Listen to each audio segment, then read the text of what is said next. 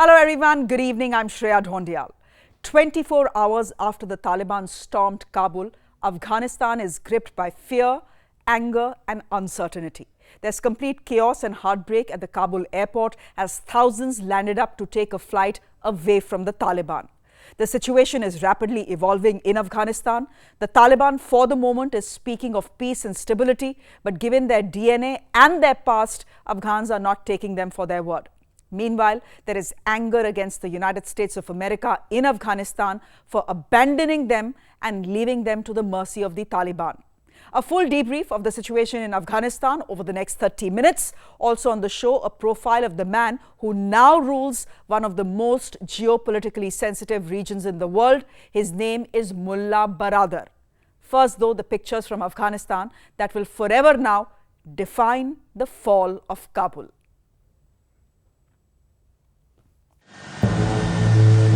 At the Kabul airport, as the United States of America evacuates its citizens, thousands of Afghans running along with this plane in the hope that they can escape the Taliban as well. What happened next will forever define the chaos and desperation that the US withdrawal has pushed the country into. Look closely and you will see men who have tied themselves up to the wheel of the Globemaster in an attempt to escape. As the plane is airborne, they simply fall off.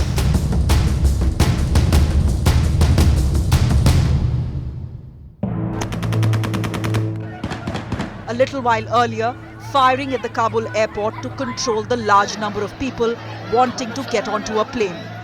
5 people were killed. The Afghan airspace had to be shut down. Additional US troops, 6,000 of them, were sent in to evacuate its citizens and embassy. On the streets of Kabul, anger, fear, desperation and uncertainty.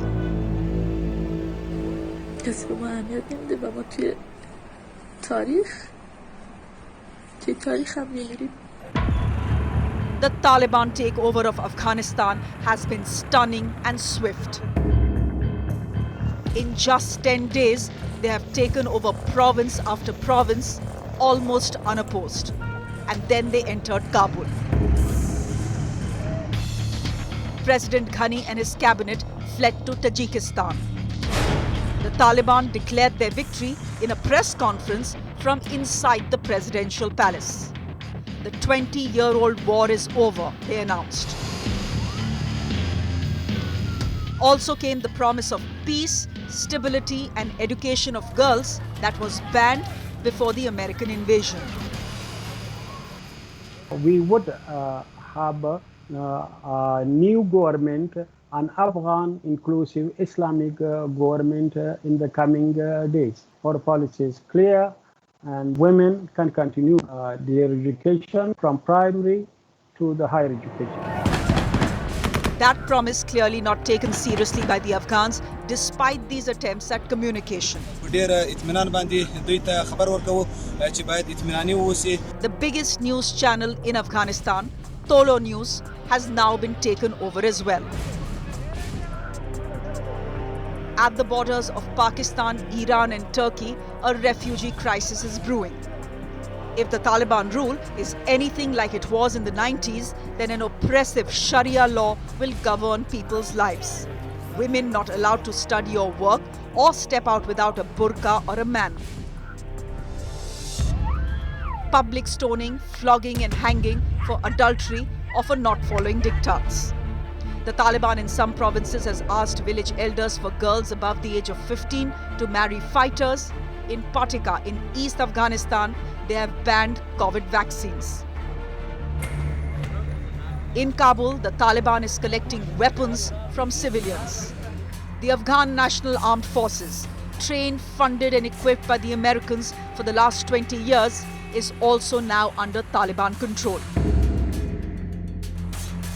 A force that was so low on morale that they didn't even attempt to put up a fight against the Taliban and simply fled to neighboring countries.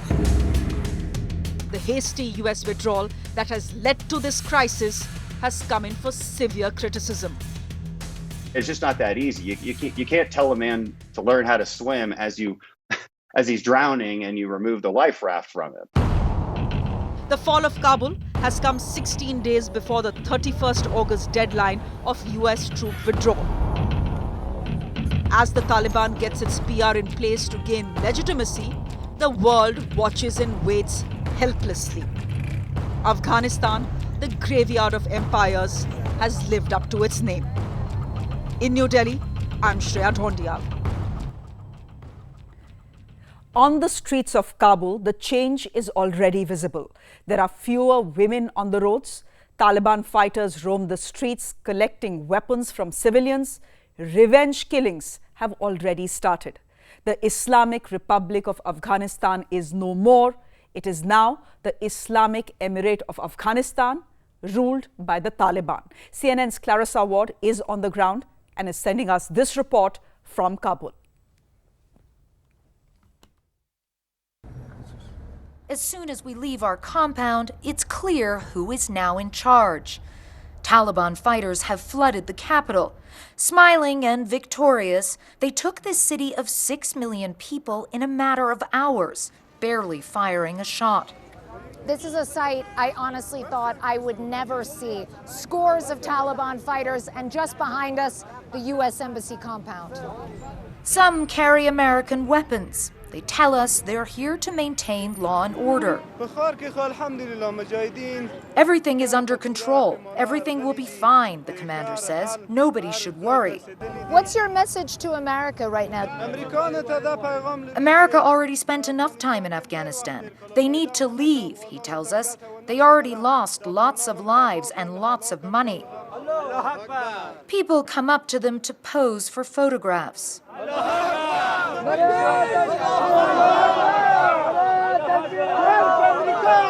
They're just chanting death to America, but they seem friendly at the same time. It's utterly bizarre. At the presidential palace, the Taliban are now guarding the gate. They say they're here to fill the vacuum left when the government fled. But the welcoming spirit only extends so far, and my presence soon creates tension. It's because of you. They've just told me to stand to the side because I'm a woman. Outside, ordinary Afghans clamor to talk to us, struggling to process the dizzying speed of Kabul's fall. Actually, I feel nothing right now. We want peace. We are tired of this ongoing war. What does the future look like to you now? You know, I cannot predict even in seconds right now, and I can't predict even minutes right now. So that's why I don't know what will happen tomorrow and what will happen after. A sign of the uncertainty that rules Afghanistan right now. Now, today, the United Nations Security Council, under the presidency of India, held a special session on Afghanistan. Now, this is where the Afghan representative made a rather impassioned plea on behalf of his people. Listen in. I'm speaking for millions of Afghan girls and women who are about to lose their freedom to go to school, to work, and to participate in the political, economic, and social life of the country. I'm speaking for thousands of human rights defenders, journalists, academics, civil servants, and former security personnel whose lives are at risk for defending human rights and democracy. We have seen gruesome images of Taliban's mass executions of military personnel and target killings of civilians in Kandahar and other big cities. Mr. President, we cannot allow this to happen in Kabul, which has been the last refuge for many people escaping violence and Taliban's revenge attacks. Mr. President, there is no time for blame game anymore. We have an opportunity to prevent further violence, prevent Afghanistan descending into a civil war and becoming a pariah state. Therefore, the Security Council and the UN Secretary General should use every means at its disposal to call for an immediate cessation of violence and respect for human rights and international humanitarian law. Call for the immediate establishment of an inclusive and representative transitional government. Stress that the Council and the United Nations will not recognize any administration that achieves power through force or any government that is not inclusive and representative of its diversity. Now let's meet Mullah Baradar, the man likely to be the next president of Afghanistan. Baradar is one of the co-founders of the Taliban. He heads their political office and is also part of the negotiating team that the group has in Doha. Baradar was raised in Kandahar, which is the birthplace of the Taliban movement. Like most Afghans, Baradar's life was forever altered by the Soviet invasion of the country in the late 70s, transforming him into an insurgent. He was believed to have fought side by side with the one-eyed cleric Mullah Omar. Take a look. 2001 to 2021. The Taliban was then and the Taliban is back now. If Mullah Omar was the head of the world's most dreaded regime then, 2 decades later, it's Mullah Baradar. But is Mullah Baradar really the spiritual successor of the one-eyed Omar? The man who struck terror in the hearts of Afghan citizens? Not necessarily. To begin with, this is a Taliban leader who has hobnobbed with some of the world's most powerful politicians, including former US Secretary of State Mike Pompeo. A year ago, Omar's generosity was even being hailed by Trump's right-hand man. We should all be proud of this very moment. It took much work and good faith on the parts of many, many people and many, many parties to get to this very moment. Today, he is leading the bloodless coup in Kabul. As the world watches him squat with his friends in the Grand Presidential Palace, Mullah Baradar knows that all of this will now belong to him soon. But Baradar has seen enough ups and downs to not get swayed by the power he now wields in the world's most geostrategically sensitive zone. One of the co-founders of the Taliban, Mullah Baradar was raised in Kandahar, the birthplace of the Taliban movement. He fought side by side with his commander Mullah Omar, first against the Soviets in the 1980s and then against the Americans at the dawn of the millennium. But unlike his hardline brethren, Baradar also possesses a pragmatic streak, offering to surrender to Hamid Karzai's government in 2001 after the fall of the Taliban. It was his utility as an amenable political face that saw him get freed by America from Pakistani jail in 2018, 8 years after his arrest. He was then appointed the head of the Taliban's political force, a journey that is now likely to end with him being president. There are many who hope that Baradar's diplomatic past will see him head a more benign regime than his mentor did. But then, this is the Taliban, and to know them means to fear them. Ritangshu Bhattacharya for CNN News 18. And they're now in control of Afghanistan and forming the next government there. Let me get in CNN's Karen Kaifa, who's joining us this hour from Washington, D.C. There's been much criticism of the United States of America over what Afghan people are calling its abandonment. Karen, we've seen some pictures of chaos and heartbreak that have been coming to us from the Kabul airport through the day today. By when is the American evacuation expected to be over? And is the embassy shutting down or will it continue to function? What we have seen is a stunning turn of events over the last 72 hours or so. One of the most striking images here in the United States was watching the United States flag being lowered over the embassy at Kabul as they evacuated that diplomatic complex to get those U.S. diplomatic personnel to the Kabul airport. So we've seen a number of U.S. troops go back into Afghanistan with the goal of securing the Kabul airport to make it safe for U.S. diplomatic personnel, U.S. contractors, and then Afghan nationals who helped the United States over the last 2 decades and who are very much in danger right now with the Taliban in control to get out of the country. But the images have certainly been difficult to watch.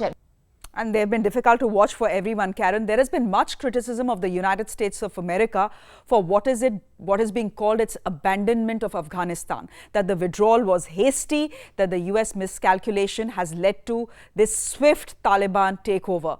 Are we expecting to see President Biden come out and address these very questions that are being raised, not just within the world, not just around the world, but within America as well?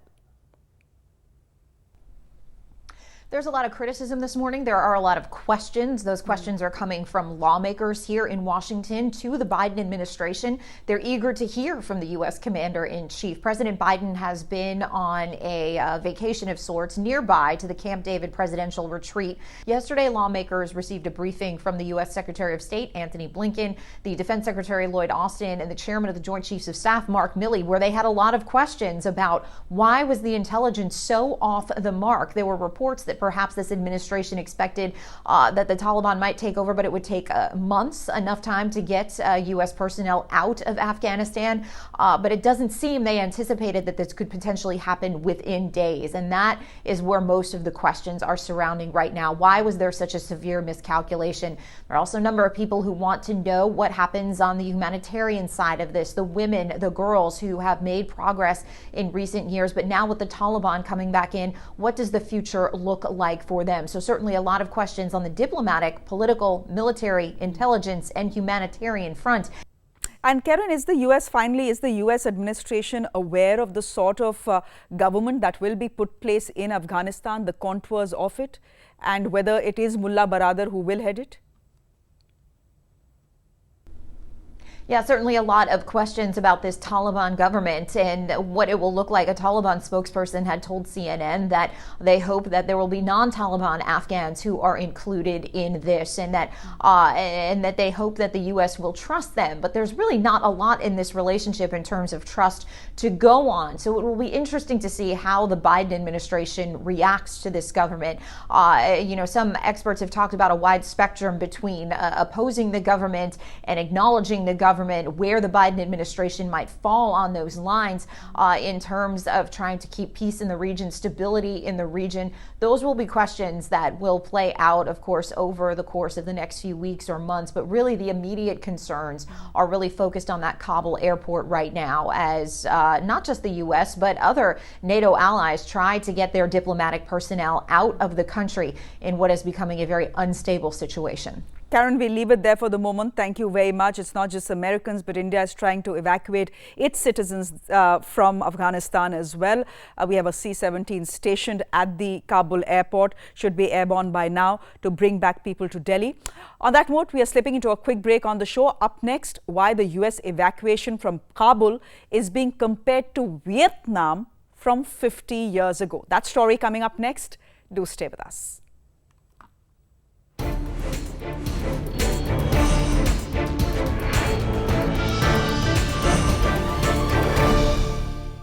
Welcome back. You're watching Debrief. The images of Chinook helicopters evacuating American citizens from the rooftop of the embassy in Kabul are now being compared to images of Saigon, which became a symbol of America's withdrawal from Vietnam 50 years ago.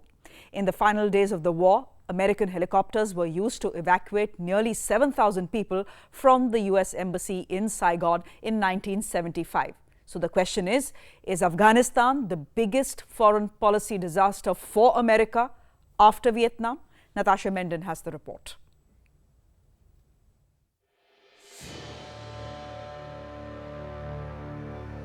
President Gerald Ford was in a meeting when his security advisor handed him a note.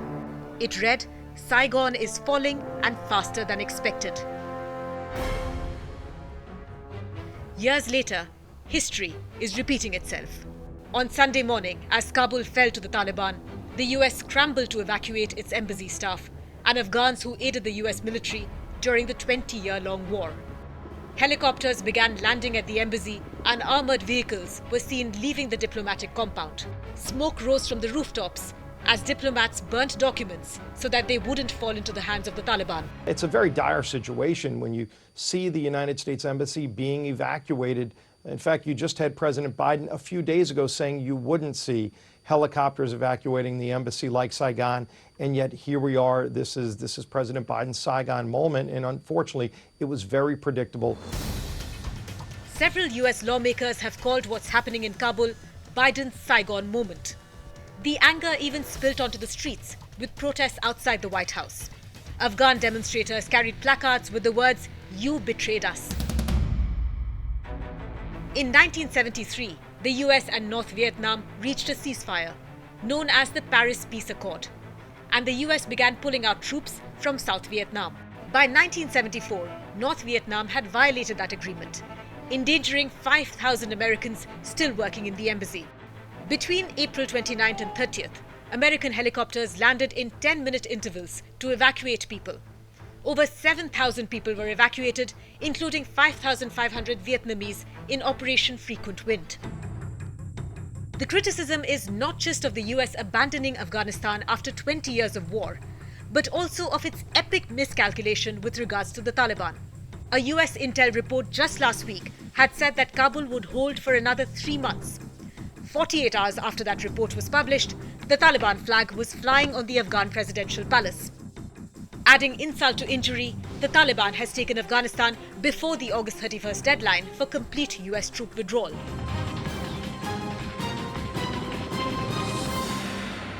No nation has ever unified Afghanistan. No nation. Empires have gone there and not done it. Trillions of dollars, and 20 years later, the US hasn't been able to defeat the ragtag Taliban. By Biden's own admission, empires have gone there and failed. But could the US have facilitated a peaceful transfer of power instead of plunging Afghanistan into chaos with its hasty, face-saving exit? With Natasha Mendon, Anisya Kumar for CNN News 18. Meanwhile, news coming in is suggesting that the Indian embassy will be dramatically scaled down in Kabul after all evacuations are over. This is coming despite the fact that the Taliban has just put out a tweet assuring all missions and embassies that no harm will come to them. Afghanistan, of course, has serious security concerns for India. By the end of it, India may have no choice but to deal with the devil. With that, it's a wrap from me. Thanks for watching.